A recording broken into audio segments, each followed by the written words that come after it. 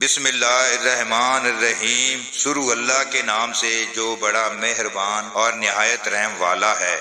باب نمبر 71، اقامت کے وقت یا اس کے بعد صفوں کو سیدھا کرنا۔ حدیث نمبر 717، حضرت نعمان بن بشیر رضی اللہ عنہ سے روایت ہے، وہ کہتے ہیں کہ نبی صلی اللہ علیہ وآلہ وسلم نے فرمایا، اپنی صفوں کو ضرور سیدھا کرو، بصورت دیگر اللہ تعالیٰ تمہارے چہروں میں مخالفت پیدا کر دے گا۔ حدیث نمبر 718، حضرت انس رضی اللہ عنہ سے روایت ہے کہ نبی صلی اللہ علیہ وآلہ وسلم نے فرمایا، صفوں کو ٹھیک اور درست رکھو، میں تمہیں اپنی پیٹھ کے پیچھے سے بھی دیکھتا ہوں۔ باب نمبر 72، صفوں کو برابر کرتے وقت امام کا لوگوں کی طرف متوجہ ہونا۔ حدیث نمبر 719، حضرت انس رضی اللہ عنہ سے روایت ہے، انہوں نے کہا کہ ایک دفعہ نماز کے لیے اقامت کہی گئی تو رسول اللہ صلی اللہ علیہ وآلہ وسلم نے ہماری طرف متوجہ ہو کر فرمایا، اپنی صفوں کو درست کر لو اور باہم مل کر کھڑے ہو جاؤ، کیونکہ میں تمہیں اپنی پیٹھ کے پیچھے سے بھی دیکھتا ہوں۔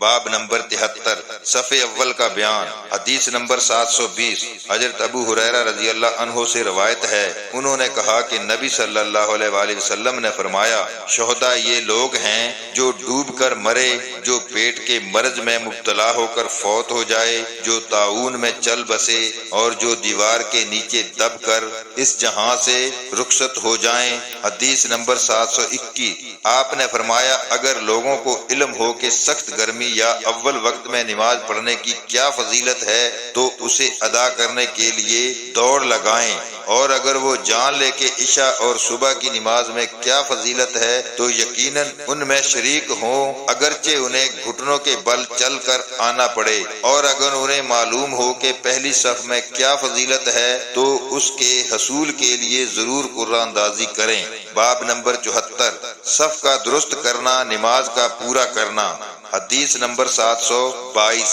حضرت ابو ہریرہ رضی اللہ عنہ سے روایت ہے، وہ نبی صلی اللہ علیہ وآلہ وسلم سے بیان کرتے ہیں کہ آپ نے فرمایا، امام اس لیے بنایا جاتا ہے کہ اس کی اقتداء کی جائے، لہذا اس سے اختلاف نہ کرو، جب وہ رکوع کرے تو تم بھی رکوع کرو، اور جب وہ سمع اللہ لمن حمدہ کہے تو تم ربنا ولک الحمد کہو، جب وہ سجدہ کرے تو تم بھی سجدہ کرو، اور جب وہ بیٹھ کر نماز پڑھے تو سب کے سب بیٹھ کر نماز ادا کرو، نیز نماز میں صفوں کو سیدھا کرو، کیونکہ صف کا درست کرنا نماز کی خوبی کا ایک جز ہے۔ حدیث نمبر 723، حضرت انس رضی اللہ عنہ سے روایت ہے، وہ نبی صلی اللہ علیہ وآلہ وسلم سے بیان کرتے ہیں کہ آپ نے فرمایا، صفوں کو برابر کرو، کیونکہ صفوں کا برابر کرنا نماز کا قائم کرنا ہے۔ باب نمبر 75، اس شخص کے گناہ کا بیان جو صف بندی نہیں کرتا۔ حدیث نمبر 724، حضرت انس رضی اللہ عنہ سے روایت ہے کہ جب وہ مدینہ تشریف لائے تو ان سے کہا گیا، آپ نے ہم میں کون سی منکر بات محسوس کی ہے جو آپ نے رسول اللہ صلی اللہ علیہ وآلہ وسلم کے عہد مبارک میں نہ دیکھی ہو؟ انہوں نے فرمایا، میں اور تو کوئی خلاف ورزی نہیں دیکھتا، البتہ تم نماز میں اپنی صف درست نہیں کرتے ہو۔ عقبہ بن عبید نے بشیر بن یسار سے بائیں الفاظ یہ روایت بیان کی ہے۔ حضرت انس رضی اللہ عنہ ہم لوگوں کے پاس جب مدینہ تشریف لائے۔ باب نمبر 76، صف بندی کرتے وقت کندھے سے کندھا اور پاؤں سے پاؤں ملانا۔ حضرت نعمان بن بشیر رضی اللہ عنہ فرماتے ہیں، میں نے دیکھا کہ ہم میں سے ہر شخص دوران نماز میں اپنا ٹخنا اپنے ساتھ والے آدمی کے ٹخنے سے ملا دیتا تھا۔ حدیث نمبر 725، حضرت انس رضی اللہ عنہ سے روایت ہے، وہ نبی صلی اللہ علیہ وآلہ وسلم سے بیان کرتے ہیں کہ آپ نے فرمایا، اپنی صفوں کو درست رکھا کرو، کیونکہ میں تمہیں اپنی پیٹھ کے پیچھے سے بھی دیکھتا ہوں۔ اس کے بعد ہم میں سے ہر شخص اپنا کندھا اور اپنے ساتھی کے کندھے سے اور اپنا قدم اپنے ساتھی کے قدم سے ملا دیتا تھا۔ باب نمبر 77، اگر کوئی شخص امام کی بائیں جانب کھڑا ہو اور امام اسے اپنے پیچھے سے دائیں جانب پھیر دے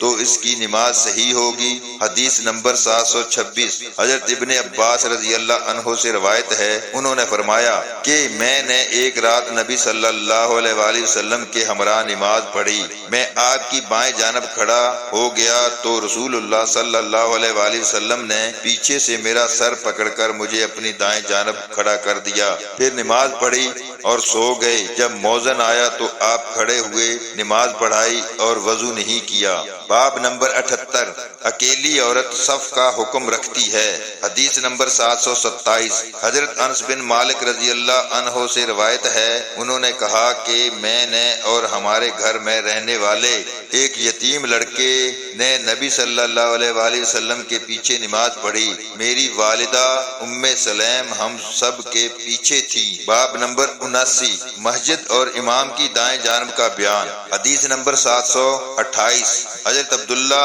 ابن عباس رضی اللہ عنہ سے روایت ہے، انہوں نے کہا کہ میں ایک شب نماز پڑھنے کے لیے نبی صلی اللہ علیہ وآلہ وسلم کی بائیں جانب کھڑا ہو گیا، آپ نے میرا ہاتھ یا کندھا پکڑ کر مجھے اپنی دائیں جانب کھڑا کر لیا اور میرے پیچھے ہی سے اپنے ہاتھ سے مجھے پکڑا۔ باب نمبر 80 جب امام اور مقتدیوں کے درمیان کوئی دیوار یا پردہ حائل ہو۔ حسن بصری رحمۃ اللہ کا قول ہے کہ اگر تمہارے اور امام کے درمیان کوئی نہر حائل ہو تو بھی اقتدا کرو، اس میں کوئی حرج نہیں۔ اور ابو مجلد نے کہا کہ امام کی اقتدا کرو اگرچہ امام اور مقتدی کے درمیان کوئی راستہ یا دیوار ہو، بشرطیہ امام کی تکبیر سنائی دیتی ہو۔ حدیث نمبر 729 حضرت عائشہ رضی اللہ عنہا سے روایت ہے، انہوں نے فرمایا کہ رسول اللہ صلی اللہ علیہ وآلہ وسلم نماز تہجد اپنے حجرے میں پڑھا کرتے تھے، چونکہ حجرے کی دیوار بہت چھوٹی تھی، اس لیے لوگوں نے نبی صلی اللہ علیہ وآلہ وسلم کی شخصیت کو دیکھ لیا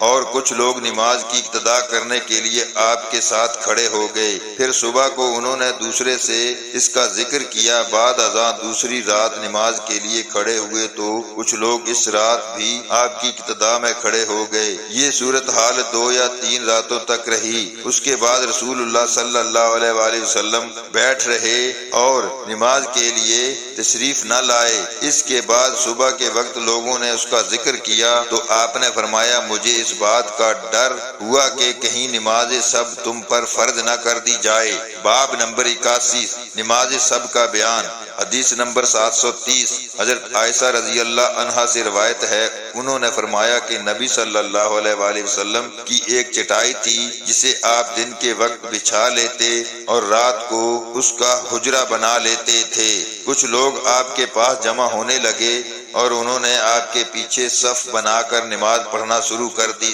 حدیث نمبر 731 حضرت زید بن ثابت رضی اللہ عنہ سے روایت ہے کہ رسول اللہ صلی اللہ علیہ وآلہ وسلم نے رمضان المبارک میں ایک حجرہ بنایا تھا، میرا گمان ہے کہ وہ چٹائی کا تھا، آپ نے کئی راتیں اس میں نماز پڑھی۔ آپ کے صحابہ میں سے کئی لوگوں نے آپ کی ابتدا میں نماز ادا کی، جب آپ کو ان کے متعلق معلوم ہوا تو آپ بیٹھ رہے، پھر ان کی طرف تشریف لائے اور فرمایا میں نے تمہارا عمل دیکھا اور تمہارا ارادہ پہچان لیا ہے، اے لوگو اپنے گھروں میں نماز پڑھو، کیونکہ افضل نماز آدمی کی وہی ہے جو اس کے گھر میں ادا ہو، مگر فرض نماز کے اس کی ادائیگی مسجد میں ہونی چاہیے۔ عفان بن مسلم نے کہا کہ ہم سے وہیب نے بیان کیا، اس نے کہا کہ ہم سے موسیٰ بن عقبہ نے بیان کیا، اس نے بتایا کہ میں نے ابو نضر بن ابو امیہ سے سنا، وہ بشر بن سعید سے روایت کرتے ہیں، وہ حضرت زید بن ثابت رضی اللہ عنہ سے،